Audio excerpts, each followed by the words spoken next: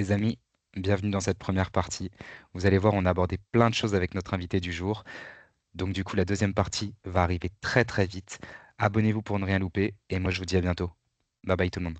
Ce que je disais justement, c'est que je trouve qu'aujourd'hui, on repart dans une ère un peu avec Spy Family, avec Sakamoto Days, avec Undead Unluck, avec les carnets de l'apothicaire, euh, Mhm. même avec Frieren, on a une nouvelle génération de mangas qui, je trouve, se rapproche un petit peu de ce qu'on faisait il y a 30 ans. Je pense qu'on arrive surtout à une saturation du marché et donc les pépites qu'on avait plus de facilité à trouver avant, et ben là on a plus de difficultés, elles ont plus de difficultés à sortir. Je suis une très très grande fan de Undead Unluck, par exemple. Undead Unluck n'a clairement pas eu la hype qu'il méritait car son animé est passé inaperçu sur Disney+. Et j'en suis convaincue. Tu vois ce que je veux dire? Je Ouais. pense que la qualité de l'animé joue énormément. Bientôt, il y a Criminel Fiançailles qui va être adapté en animé. Je suis extrêmement contente. Mais, je dois être honnête, je pense que l'animé, s'il fait pas le taf, l'animé et le manga passeront inaperçus. Les amis, c'est Genzo. Je suis hyper content de vous retrouver pour le quatrième numéro de Café Anime. Et aujourd'hui, on va avoir beaucoup de thématiques à aborder. Ça va être, je pense, très très riche. On reçoit une journaliste qui est aussi rédactrice, chroniqueuse et créatrice de contenu. Aujourd'hui, c'est Inès qu'on reçoit. Comment tu vas, Inès? Ça va très bien, merci de l'invitation. Ça fait très plaisir d'être là.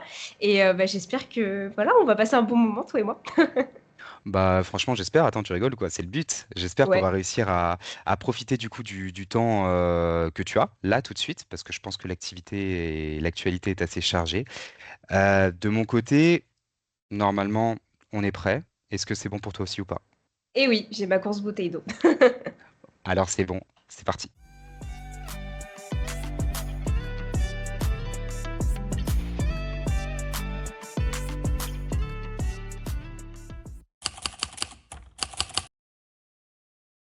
Alors Inès, comme je le disais en intro, je suis hyper content de t'avoir.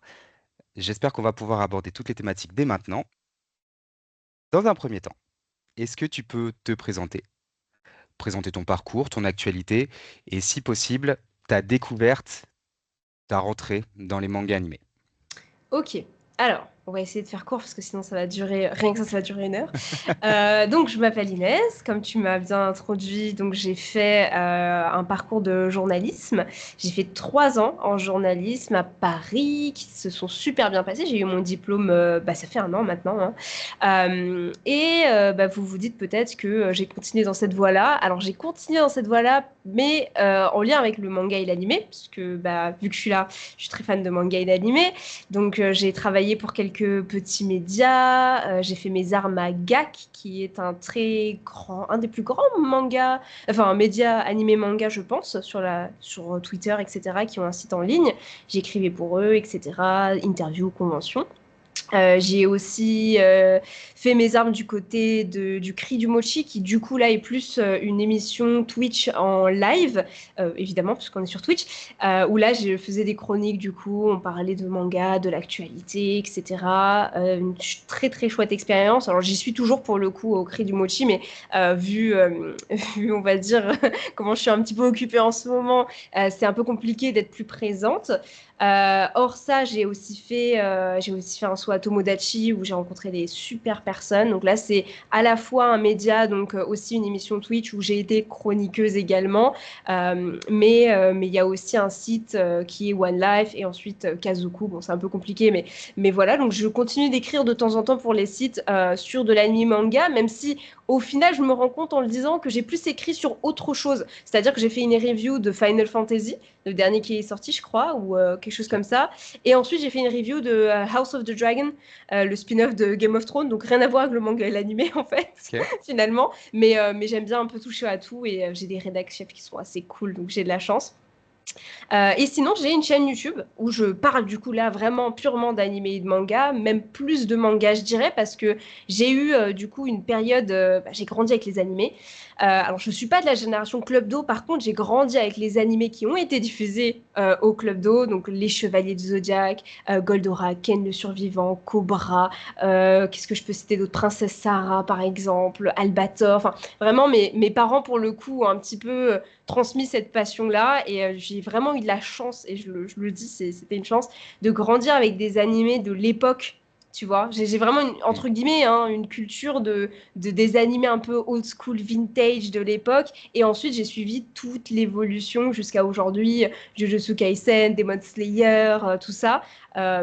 Et petit à petit, j'ai même découvert des choses. Je sais que mon mari m'a fait découvrir Naruto, par exemple, que j'avais jamais regardé, Hunter x Hunter. Lui et moi, on est très très fans de Fairy Tail. On a regardé ça ensemble pour voir ce que ça donnait et tout machin. Donc, euh, donc on va dire que j'ai d'abord eu un parcours animé, ensuite, pendant très longtemps d'ailleurs, ensuite jusqu'à il y a 4 5 ans, je me suis enfin penchée sur le manga, ce qui est logique puisque j'arrivais à un âge où j'avais un peu d'argent de poche, où je pouvais sortir un peu, tu vois, à Mm. l'adolescence, etc. Donc j'ai commencé à avoir ma petite collection qui n'a jamais fini de s'agrandir finalement, puisque en me lançant sur YouTube, Normal. bah, je me suis rendu compte que ouais, j'ai doublé, triplé, enfin tu vois, tous les ans, ça n'arrêtait plus. Et donc j'ai commencé sur YouTube en 2018, je crois, ouais, fin 2018, septembre 2018, je crois, quelque chose comme ça. Et donc, Ok. attends, non, 2018, non, j'abuse, 2021, 2021, je crois, hein. Ouais, parce Mais que tu me attends, disais que du coup, 3 4 ans, donc du coup, ouais, j'étais en non, train non, de non. calculer, je me suis dit, attends, Non, non, en 2018. fait, pas du tout, je confonds. Je confonds. Mais du coup, non, plutôt, c'est parce que j'ai commencé le 18 septembre, en fait, que je me disais 2018. Ok, Ouais, c'est vraiment ok, la j'ai le lien, j'ai le coïncidence. lien, j'ai le lien. Mais du coup, voilà, tu vois, c'était pas de nulle part. Mais du coup, 18 septembre 2021, j'ai commencé ma chaîne YouTube en parlant de manga et d'animé. Alors, j'avais plus ce côté un peu où je voulais faire du journalisme animé manga. Donc, je faisais littéralement des briefs d'actualité, en fait. Tu vois, je donnais un peu les news des derniers jours. J'ai fait ça pendant quelques mois. Ensuite, je suis passée sur une ligne éditoriale un peu plus personnelle avec des reviews, des achats manga, des bilans lecture, ce genre de choses. Et des vidéos vraiment un peu plus qui parlent de moi aussi, de mon expérience avec les mangas. Notamment, j'ai beaucoup parlé voilà, de comment j'ai découvert les animés et les mangas. J'ai parlé de mon rapport avec certaines cibles éditoriales aussi, tu vois, parce que c'est vrai que c'est un sujet qui est vachement d'actualité sur les réseaux sociaux, Absolument, tu as raison. les shoujo, les shonen, tout ça. Et voilà, et j'en suis aujourd'hui ici, donc après 3 4 ans de YouTube à peu près, hein. Et je kiffe toujours autant. J'ai pas forcément autant le temps qu'avant, parce que c'est vrai qu'il y a une époque où je sortais une vidéo tous les 3 jours sur ma chaîne YouTube. J'étais vraiment au taquet, tu vois. Et là, c'est vrai qu'on j'essaye de ralentir un petit peu et de retrouver un rythme de vidéo qui me correspond plus parce que la nouveauté, c'est que depuis un an, alors bientôt un an, ça fera un an en décembre, j'ai ouvert mon manga café. Voilà. Donc, Absolument. je n'habite plus en France depuis un an. J'ai déménagé au Liban. Et là, les gens se disent, mais quoi? Comment ça, le Liban? Mon mari est libanais en fait, il a de la famille ici et tout, et on a eu une Ok. opportunité de s'installer là. Et donc on s'est dit, enfin c'est un projet qui nous trottait dans la tête depuis quelques temps, est-ce qu'on tenterait pas l'aventure, tu vois?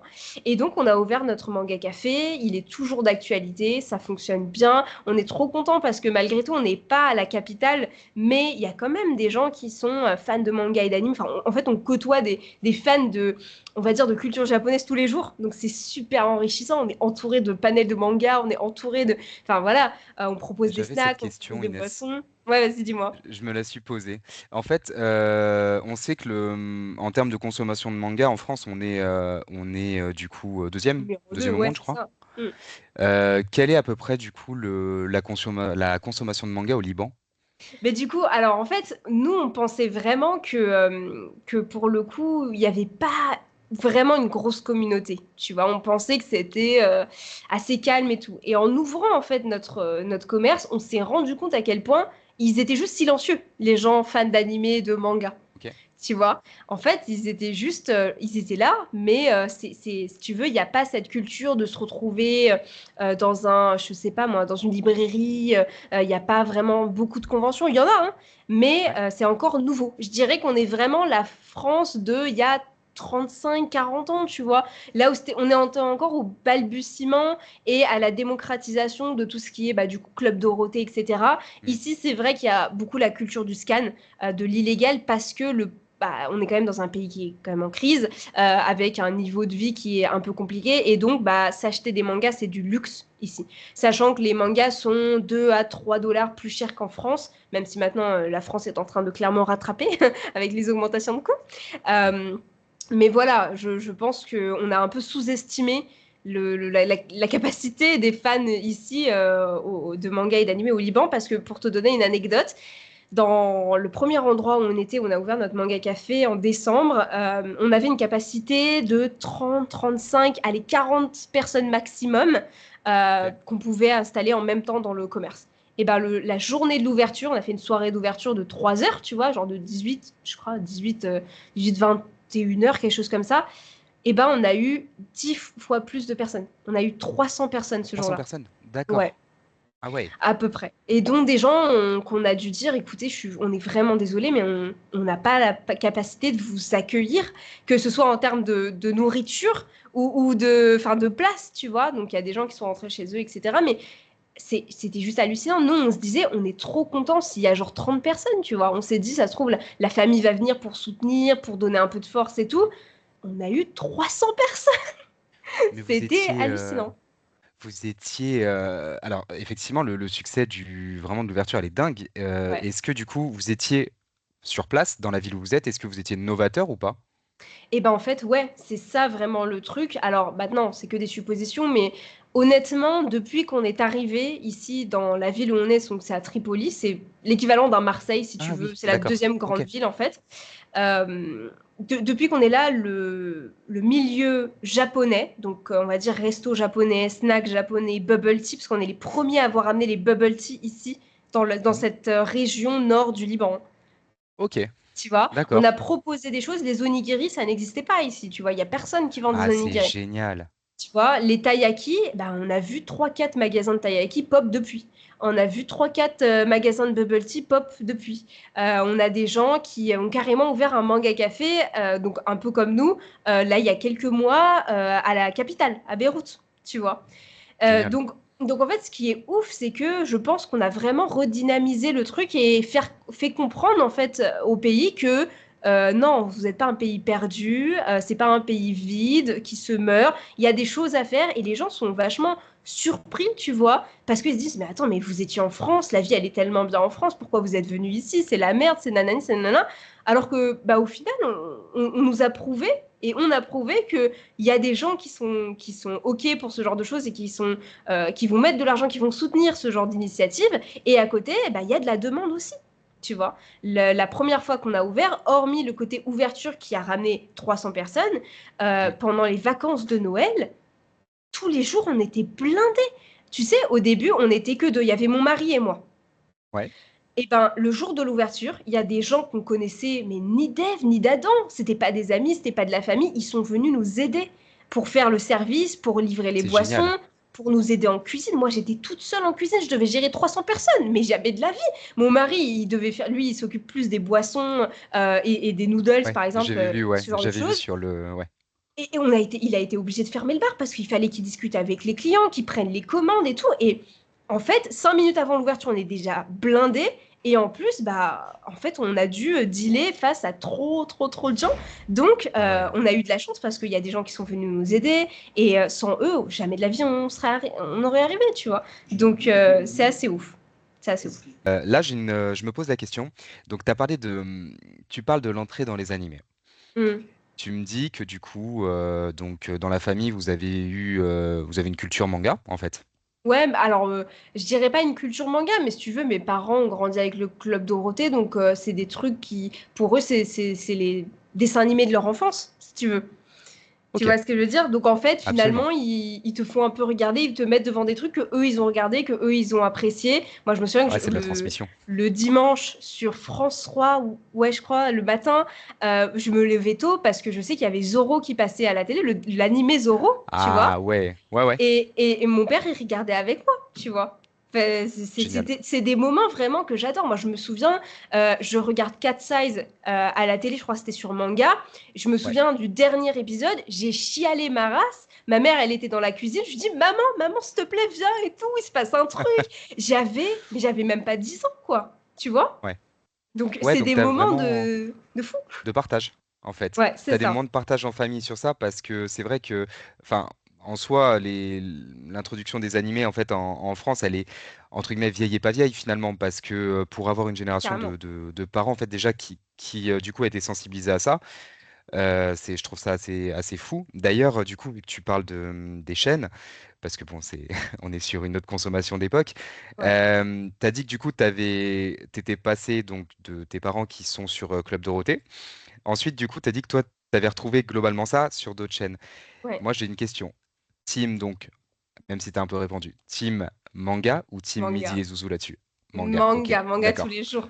Manga, Ok, ça a été vraiment. Il y a un truc que j'ai un projet de faire depuis quelques temps parce que je me remémore ça, c'est de les contacter et de les interviewer. Parce que j'ai ah ouais, grandi avec leur chaîne.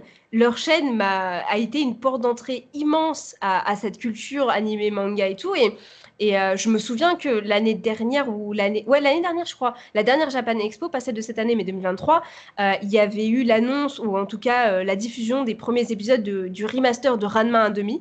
Avec, tu vois, bah, la version remasterisée, non censurée, mhm, nanana. Et je me souviens que c'était Manga, la chaîne Manga, qui était derrière ce truc. Et je me suis dit, purée, il faut que je fasse un truc avec eux, il faut que je les rencontre, que je discute avec eux, et pour leur dire, mais juste, tu sais, pas forcément pour YouTube, mais pour leur dire à quel point leur chaîne a été, mais, impactante.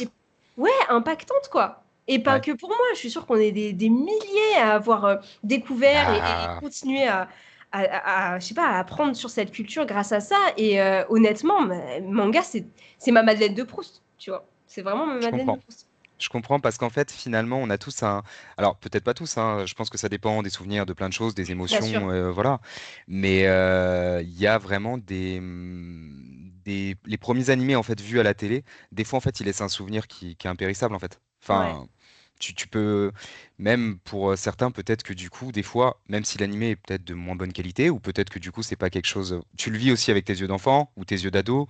bien Donc sûr. en fait, du coup, ça a de la force et dans ton esprit, en fait, ça reste. Mais c'est vrai que ça, pour le coup, c'est la chaîne manga. Oui, c'est à l'ancienne maintenant, mais ouais, je me rappelle d'être passé dessus, donc j'aime bien la référence. Mm. Euh, je me posais une question aussi. Là, c'est pour faire le lien avec ton activité. Au départ, et là, ça va être une question très simple. euh, Quand du coup enfin, est-ce que du coup, tu as eu l'idée d'être journaliste au départ? Et est-ce que du coup, après, tu as eu la passion manga? Est-ce que du coup, tu avais tout de suite l'idée de faire journalisme et manga? Est-ce que c'est individuel ou est-ce que finalement, tu as relié les deux passions? Ça s'est passé comment?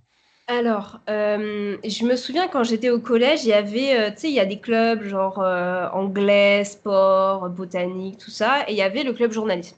Et je me souviens qu'à l'époque, j'y faisais partie, parce que déjà à l'époque, c'était un truc qui me plaisait bien. En fait, j'aime écrire, j'aime donner mon avis ou relater voilà, des histoires, coupler des faits, etc., pour créer quelque chose. Et donc ça, c'est un truc que j'ai depuis longtemps. Après, peut-être que le fait que ma mère travaillait pour une chaîne de télévision, ça a aidé, tu vois. Je sais que grâce à elle, j'ai fait mon stage à M6, quoi. Tu vois? Ah, génial. Ah oui, Ouais. effectivement. Ok. Parce que du coup, elle est pas du tout dans le côté journalisme et tout, mais elle travaille à M6, ce qui fait que, bah, en fait, j'ai pu faire mon stage à la rédac de M6, et donc j'étais un peu toujours dans les backstage, tu vois. Donc j'imagine que ça a joué. Après, jusqu'à y être, en fait, jusqu'à ma formation de journalisme à la première, deuxième année, j'avais jamais vu les deux ensemble. Tu vois. Et quand j'ai compris ce que c'était, que j'ai commencé à apprendre le métier de journalisme sur le terrain, je me suis dit, mais attends, ce que je veux faire, c'est être journaliste manga animé, aller interviewer des auteurs, faire des papiers, faire des reviews. Voilà, c'était logique en fait, parce que j'avais cette passion d'un côté, j'avais cette passion de l'autre, et je me suis dit, mais en fait, c'est un des rares métiers d'une certaine manière, parce qu'il y en a forcément d'autres, mais un des métiers où j'ai la chance de pouvoir coupler les deux, tu vois.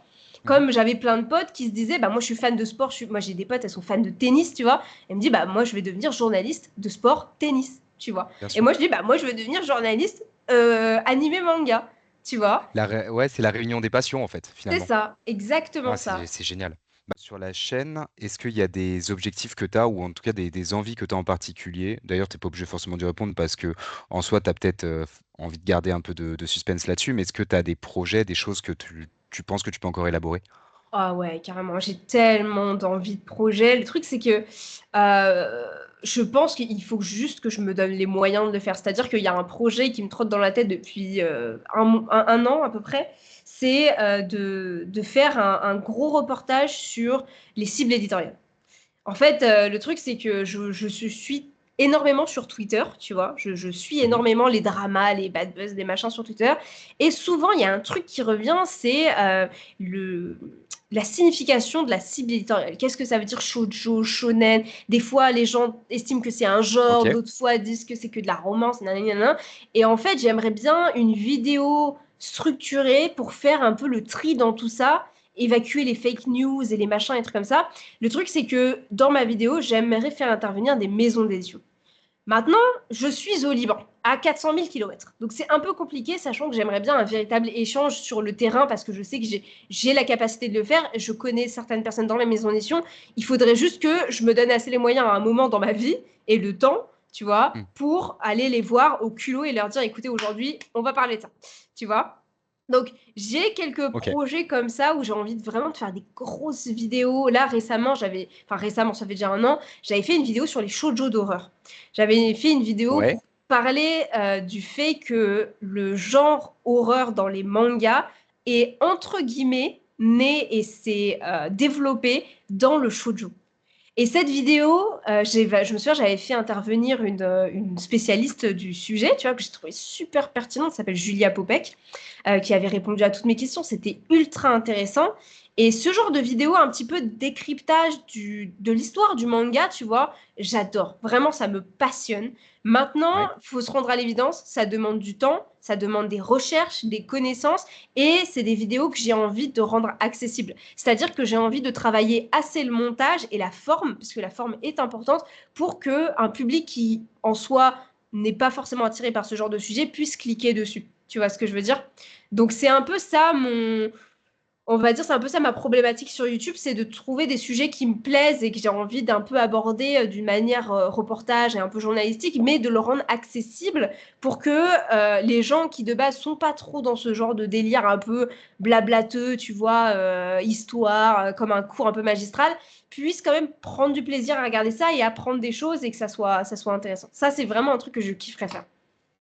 Alors du coup, je trouve ça cool parce qu'effectivement, la cible éditoriale, restez avec nous.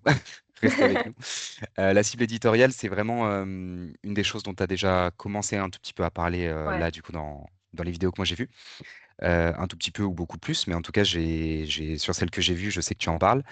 Et en soi, je voudrais qu'on y revienne un petit peu tout à l'heure. D'abord, je vais avoir une autre question à te poser par rapport à ton contenu, par rapport à ce que tu as fait comme vidéo. Je voudrais qu'on revienne un petit peu sur les différentes époques de manga. Mhm. Là-dedans, donc, tu as fait une vidéo, on va commencer par celle-là, tu as fait une vidéo où tu parles des collecteurs. Ouais. Vidéo qui est hyper enrichissante, mais Merci. il y a énormément de choses dont tu parles dedans. Ouais. Et effectivement, on voit qu'il y a une évolution en fait du coup sur la vente du manga, sur la stratégie commerciale aussi du manga. Bien sûr. Moi, je voudrais qu'on laisse tout ce qu'il peut y avoir comme crise en lien avec le Shonen Jump de côté, en termes Ok. d'arguments, hein, bien sûr, juste pour se concentrer en fait sur la qualité des mangas. Est-ce que pour toi, aujourd'hui, la qualité des mangas, elle reste identique à celle d'avant? Je sais, c'est une question terrible, Non, mais tu sais que c'est super mais drôle parce que on en parlait il y a 2 jours avec mon mari. bah, en Littéralement. fait, en fait, ma question elle va être en plusieurs parties. Et en fait, au vu de ce que tu as dit, je sais que Ouais. du coup, il y a des choses sur lesquelles on va pouvoir revenir. Et je pense qu'en fait, si je te la pose et que tu me dis que tu en as parlé du coup avec ton mari, ça veut dire qu'on est beaucoup à se la poser. Ouais. Est-ce que la qualité reste identique? Est-ce que des œuvres qui sortent aujourd'hui seraient sorties avant? Ce genre de questions-là. Qu'est-ce qu'on privilégie aujourd'hui dans la publication? Et encore une fois, on laisse le jump de côté. Et après, la deuxième partie du propos, il va plus toucher à Hiro Mashima, Ah, d'accord? ok. Et à Takahashi, Ok. D'accord. d'accord?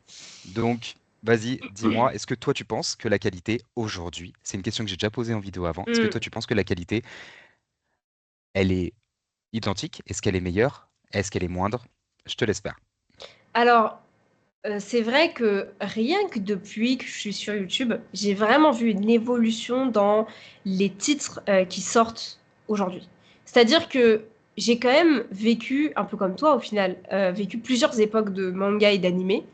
Ce que je disais justement, c'est que je trouve qu'aujourd'hui, on repart dans une ère un peu avec Spy Family, avec Sakamoto Days, avec Undead Unluck, avec les carnets de l'apothicaire, euh, Mhm. même avec Frieren, on a une nouvelle génération de mangas qui, je trouve, se rapproche un petit peu de ce qu'on faisait il y a 30 ans.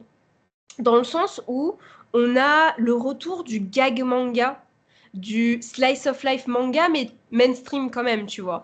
Mhm. On a le retour de l'humour un peu, pas beauf, tu vois, mais très gaguesque, très City Hunter parfois, tu vois. Ok. Euh, on a ce truc un peu plus familial. Moi, je pense que les mangas, en tout cas l'industrie du manga, elle vit un tournant de toute façon constant. Il y a une évolution constante dans les mangas qui sortent.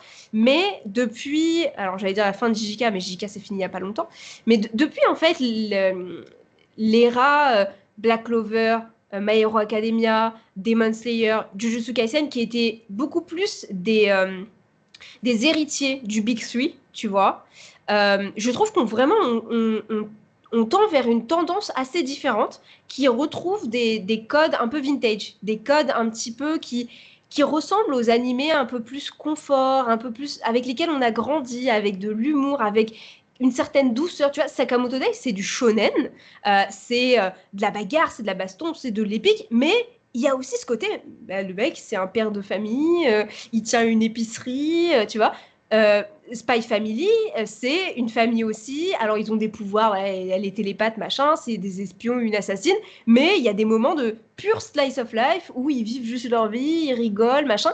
Et j'adore, en fait, littéralement, j'adore cette nouvelle ère qui me fait un petit peu me rendre compte et prendre conscience que le public aussi et les attentes du public changent. Tu vois, aujourd'hui, le nouveau public qui regarde et qui consomme du manga et des animés, il a aussi peut-être envie d'autre chose. Peut-être que même s'il il y a toujours des mangas avec de la baston, il y a toujours des mangas à la Naruto, à la One Piece et tout, mais la formule shonen long de 50, 60 tomes, même 30, c'est déjà long. Hein. Tu vois, tu parlais Ouais, d'Hiromashima, même Eden Zero, c'est considéré comme long aujourd'hui. ouais. Les gens ne s'aventurent plus sur des séries aussi longues parce que le public n'est pas aussi réceptif qu'avant.